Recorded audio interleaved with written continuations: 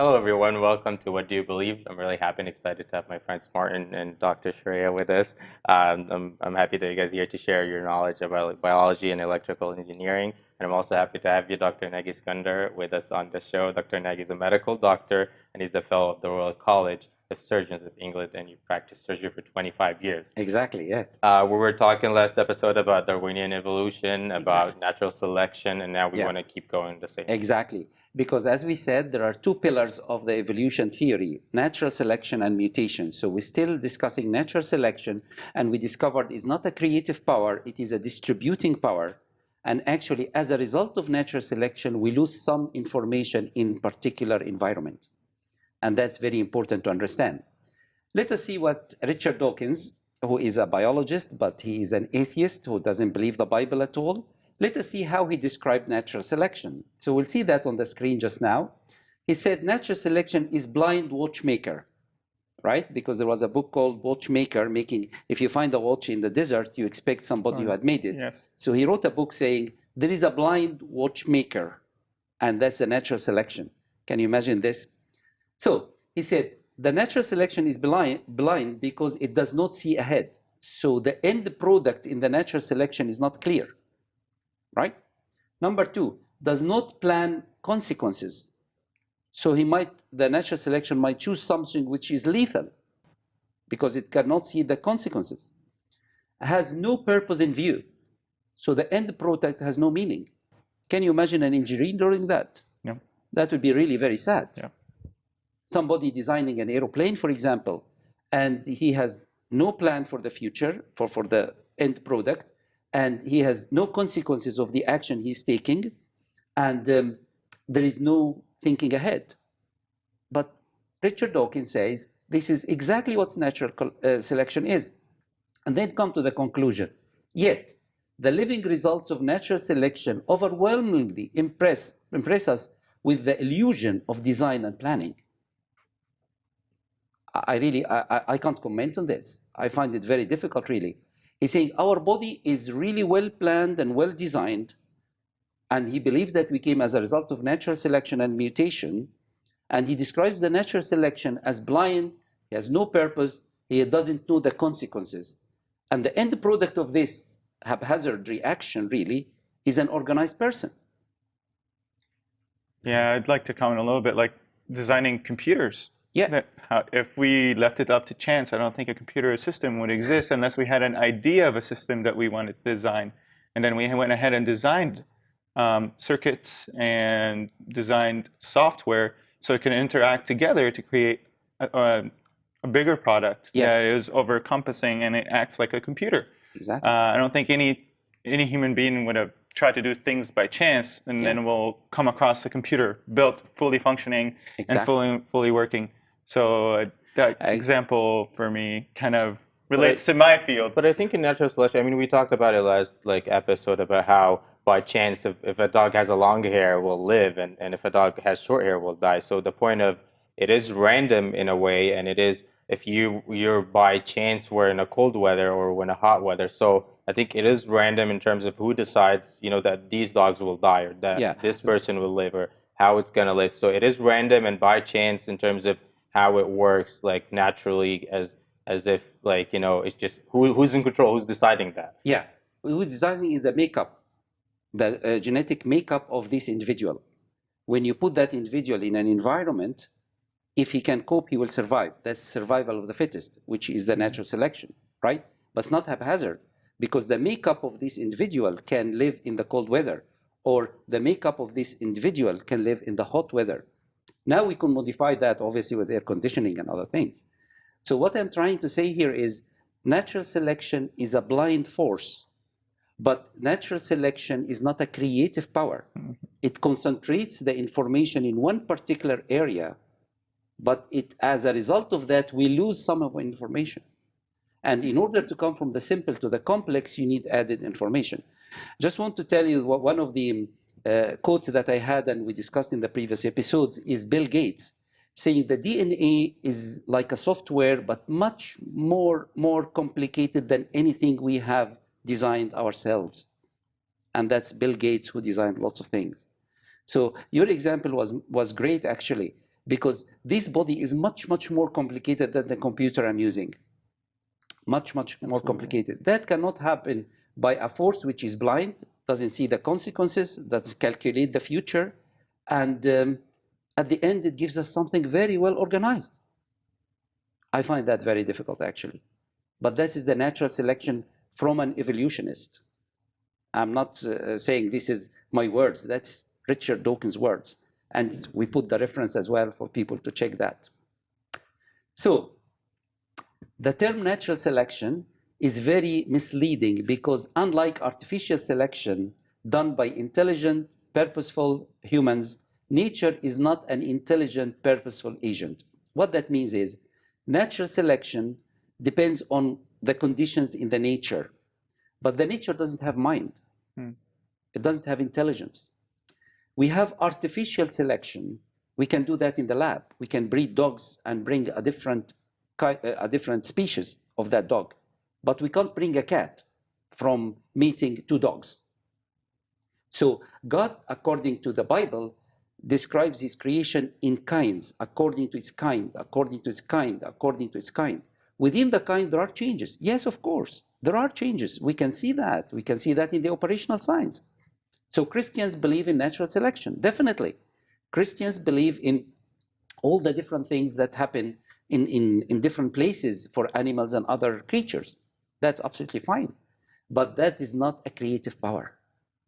In order to live in a place and to survive in a place, you need the proper DNA that can match that place. So the natural selection is a blind, purposeless, directionless process that cannot produce anything organized at the end.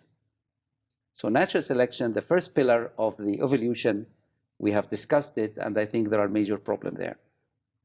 By the way, we welcome all the questions from anybody, and we like all the research, and we'll be delighted for you to present that research to us, and we'll be very happy to discuss it and come back to you. So that's the natural selection.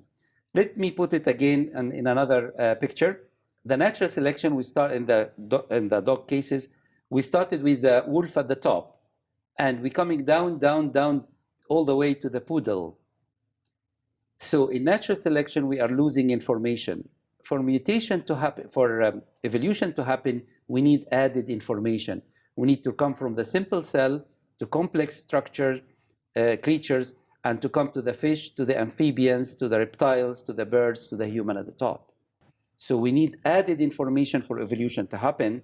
Natural selection actually takes us in the wrong direction. We are losing information all the time. So it's true, it's happening, it's real, Yeah. but that cannot explain the idea of how did all this, come about. You can't just ignore the fact that you're losing information and say that you became more intelligent or evolved through natural selection. Yes, and develop another character. Like if I want to develop a wing, I need a code for the wing. And information comes from information, doesn't come from material things. And this is the information theory by Get.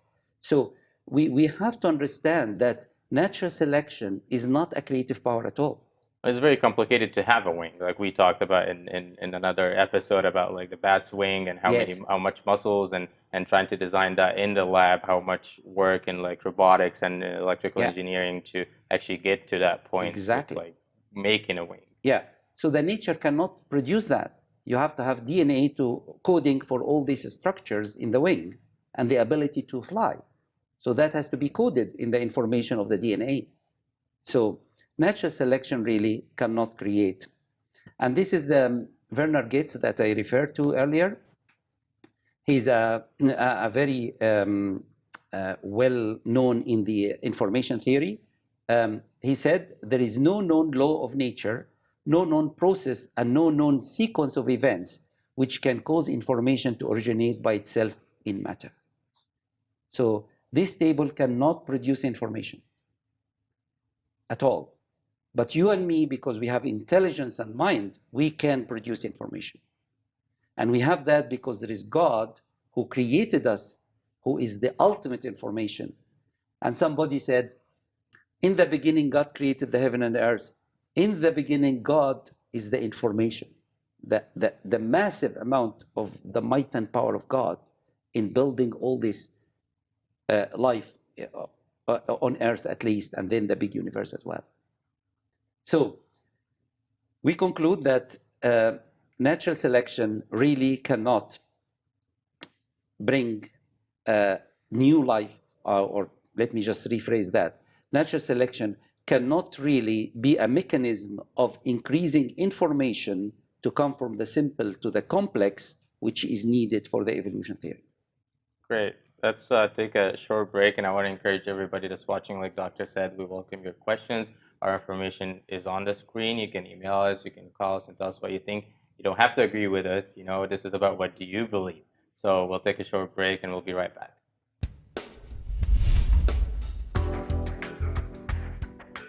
Thank you for tuning in. If you have any questions or comments, or if you'd like a copy of this episode, please call 714-709-4300 or email us at info@alkarmatv.com. You can also visit our website at www.alkarmatv.com. Also, you can write to P.O. Box 3610, Seal Beach, California 90740.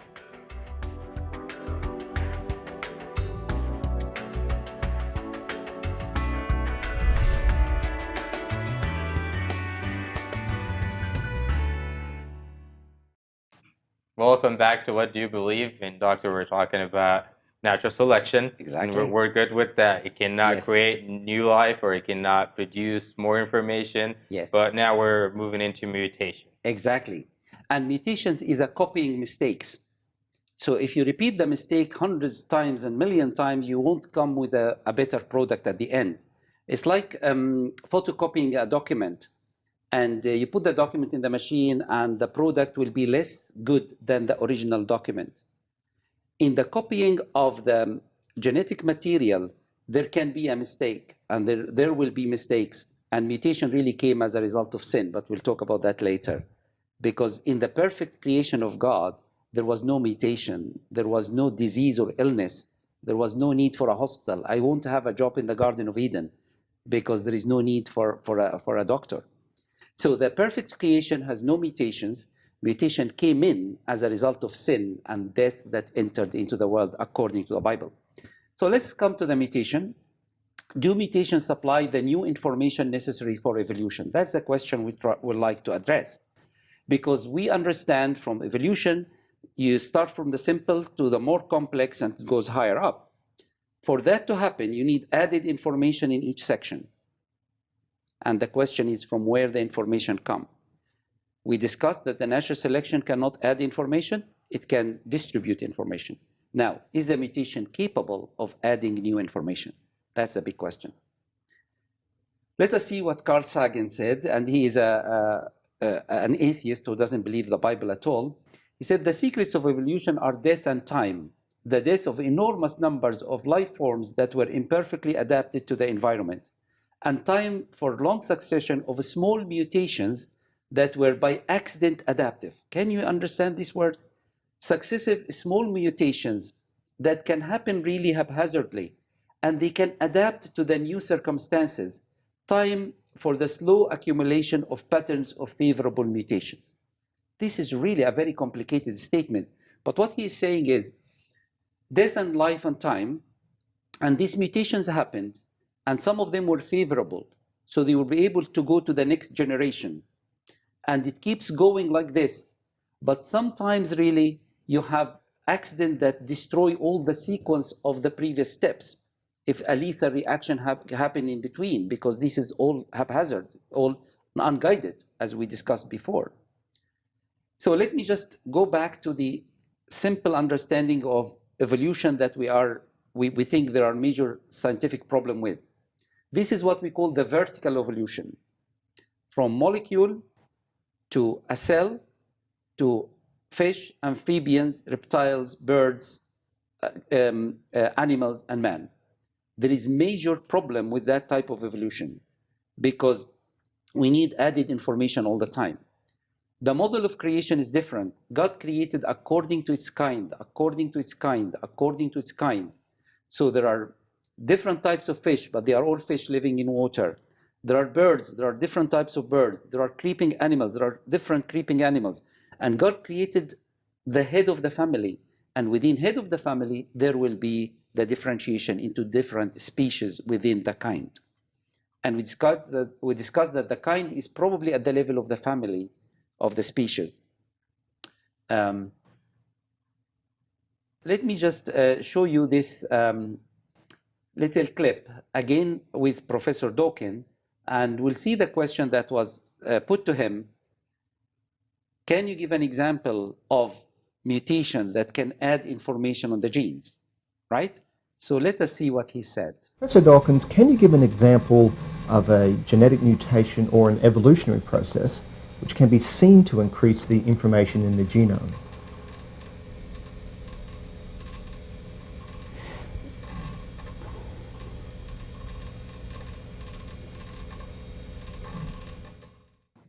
So this is the answer we got from Professor Dawkins, silence.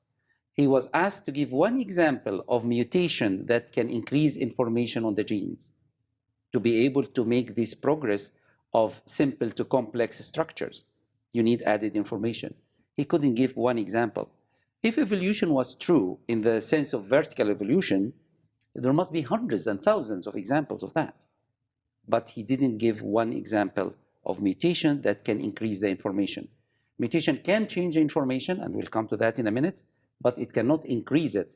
It can be beneficial for some organisms, but it's not beneficial to the host, for example. We'll come to that. I'll simplify that. Let me just put this picture on the screen, and I'll tell you how this mutation can happen. We can do that in the lab by radiation or by chemical reactions. We can cause mutation. We can change the genes. Yes, we can. So if we start with these two insects flying, we can increase the length of the wings. We can do that by mutation.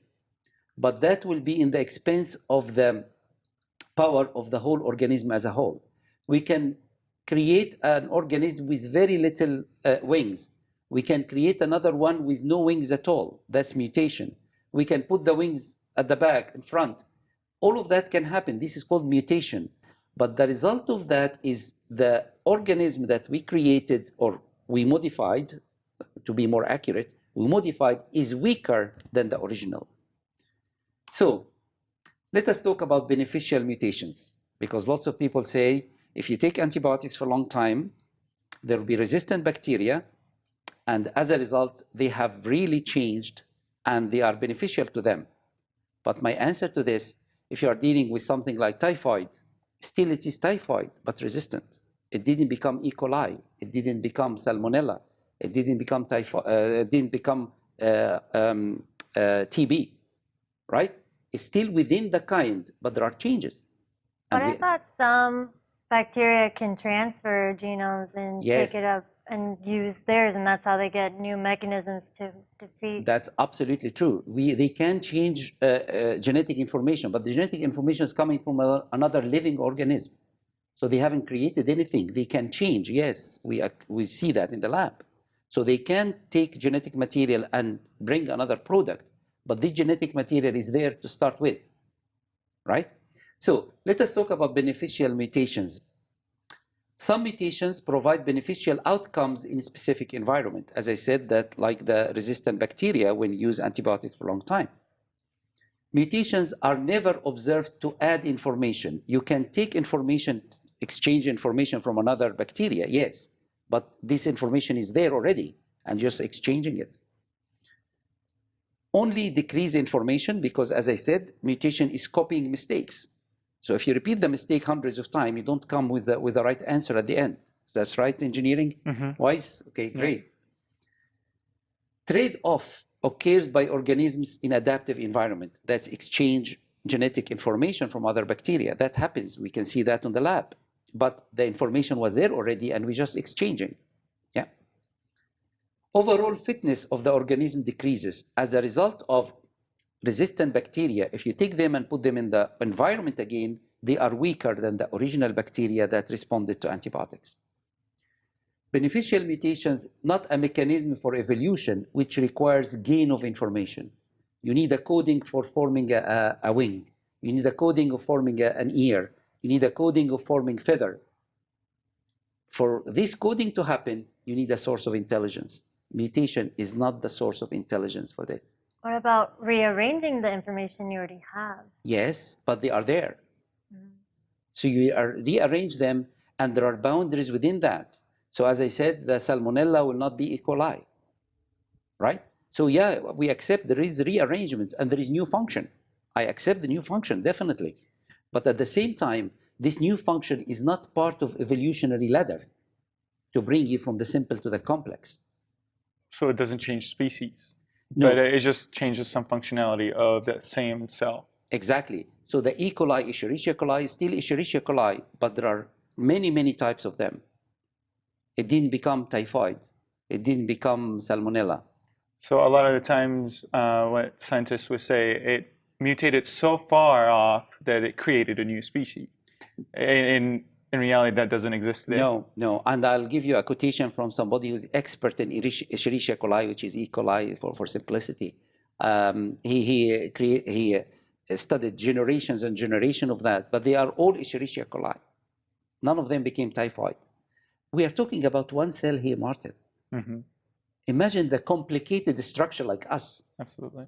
So bacteria is great to study in the lab, but it's not really very applicable in all aspects of complicated structure and organs like us. But it's good to study, and I love studying them. And we'll come to that with a quotation from an expert, really, not from myself. So, here's the expert.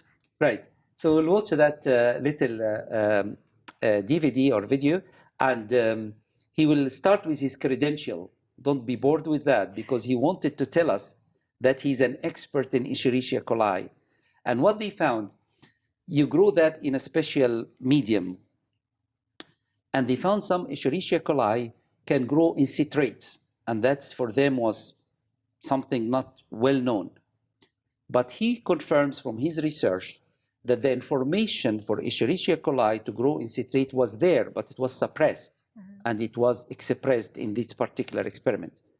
I don't want to take it very deep, but listen to him because I think he will explain it well. Hi, my name is Dr. Andrew Fabich. I got my PhD from the University of Oklahoma in microbiology. I teach at Liberty University and I do research on E. coli in the intestine. I've published in secular journals from the American Society for Microbiology, including infection immunity and applied environmental microbiology, as well as several others. My work has been cited even the past year in the journals Nature, Science Translational Medicine, Public Library of Science, Public Library of Science Genetics. It's cited regularly in those journals. And while I was taught nothing but evolution, I don't accept that position, and I do my research from a creation perspective. When I look at the evidence that people cite of E. coli supposedly evolving over 30 years, over 30,000 generations in the lab, and people say that it is now able to grow on citrate, I don't deny that it grows on citrate, but it's not any kind of new information. The information's already there, and it's just a switch that gets turned on and off, and that's what they reported in there. There's nothing new. So this is an expert in microbiology, and he worked on 30,000 generations of E. coli, because the bacteria, you can grow them very quickly in the lab within hours. So he spent lots of years studying this, and when they discovered that E. coli can grow on citrate, they said, oh, that's a new information. He proved with his research that the information was there, but it was suppressed, and it was expressed under special conditions. So there is no new information. The idea of evolution, you need added information all the time. And the question we need to ask, from where this information is coming. Matter cannot create information. Information comes from intelligence. And that's more logical with the biblical model of creation. God created, because he's the source of intelligence and power. Thank you, Doctor. Thank you for being here. I will leave you with this. Mahatma Gandhi said, happiness is when what you think, what you believe, what you say, and what you do are in harmony. So just ask yourself, what do you believe? We'll see you next time.